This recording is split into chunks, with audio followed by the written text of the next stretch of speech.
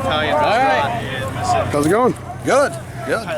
Can I ask you a pro day question first before we talk about the spring practice stuff? A what day? Pro day.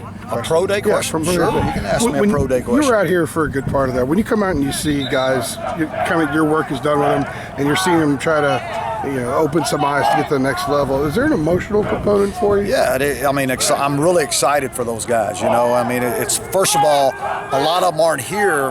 They don't come back in January. They've graduated or they're training somewhere else, and so it's like cold turkey.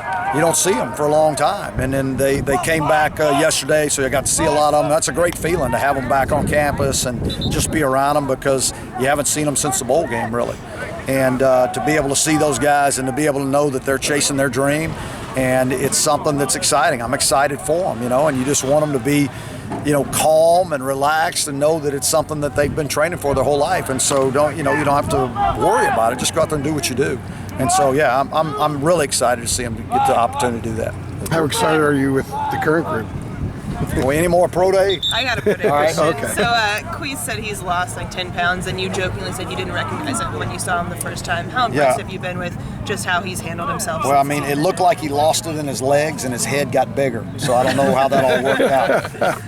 No, he did. He's lost some weight. I think he weighed in about 218. He looked really lean. He looked good. I hadn't seen him in a long time, so talked to him on the phone a few times to see how it's going. But he, it looked like he threw the ball really well today and moved around in all his drills well, and he said he feels good. So is losing that weight the thing he needs to do to be a more attractive prospect? I don't know if you're slimmer, are you more attractive? I don't know. Is that what you're saying? Does it make him more mobile? How much? Well, he's pretty dang mobile, man. Yeah. You can look at his tape and see that he's pretty mobile. I guess he did it for, I don't know. It wasn't I didn't tell him to lose any weight. I don't know who did or what. I think he just did it because he felt better moving around that way.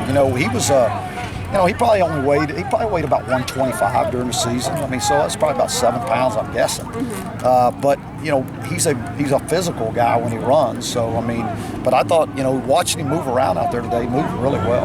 Larry, a couple of the guys mentioned Paul Pogue's agent program you guys have set up. Could you kind of detail what that consists of? I tell you what you guys ought to do is you really ought to spend some time with Paul on it because it's pretty extensive in everything that he does. But basically, the agents that are registered with the state, then they register with the university. And when they do that, then Paul sets up interviews with our players for them. And Paul's usually present in every one of those interviews. And then we instruct our guys that if anybody tries to contact them outside of Paul, they let Paul know, and then Paul, basically bans those people from our campus. So, the ones that do it the right way, they're welcome on our campus, and the ones that aren't, they're not welcome. One of the guys at Pro Day was Landon, and obviously he was such a big force on the offensive line last year in terms of how he played, but also in terms of gelling that whole group together. How do you replace that this year, and have you seen those guys kind of fill in some of those voids, both on and off the field? Well, it's something that you have to deal with every year, when your seniors leave, and especially when you have him and Schottmer and Shaquille Rashad and all those guys that were the leaders of the football team, and so there's always a void that's left.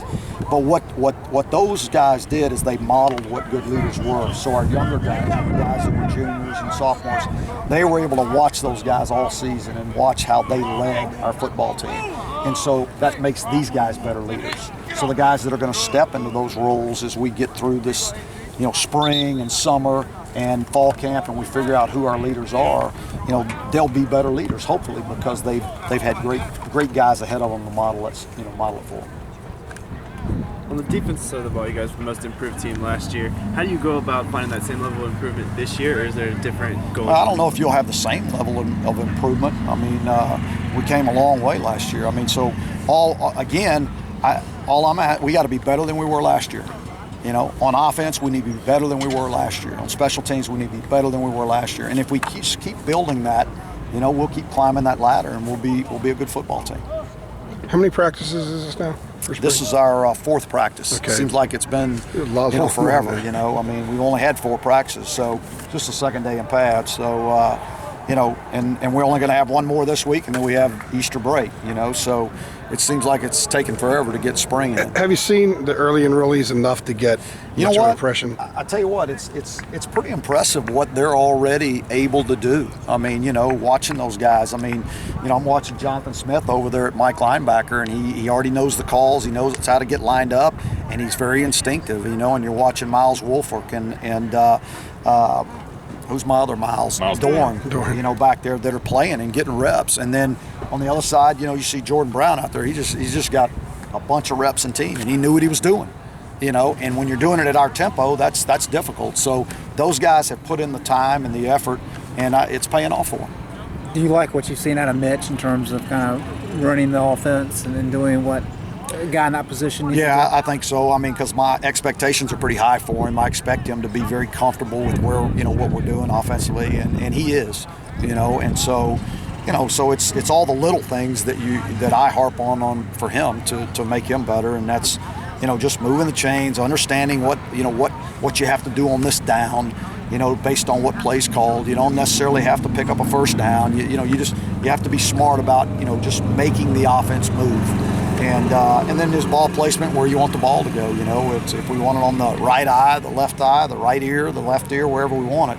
He's got to be able to put it there. At this point of his career, he's to that point where it's just about the details now, and that the big stuff's kind of out of the question. Yeah, I think so. I don't think the game moves fast for him anymore. I mean, because he's gotten quite a bit of experience, and so it's been good for him in the past. In the past, you've done scrimmages in Greensboro and Charlotte. Not doing that this year. No, we're not doing that this year. Is there any reason for that? Or?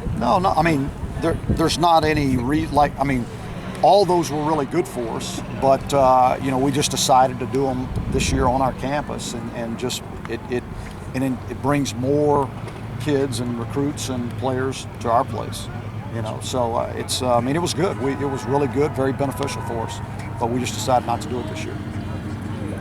Jordan Cunningham was a guy that was practicing last year, but we haven't seen him. What's he shown you thus far since he's been here? He's got really good hands. He's still learning the offense, so processing at the speed that we go is still difficult. So he's still learning it, but he can run routes and he can catch the ball. So he should help us.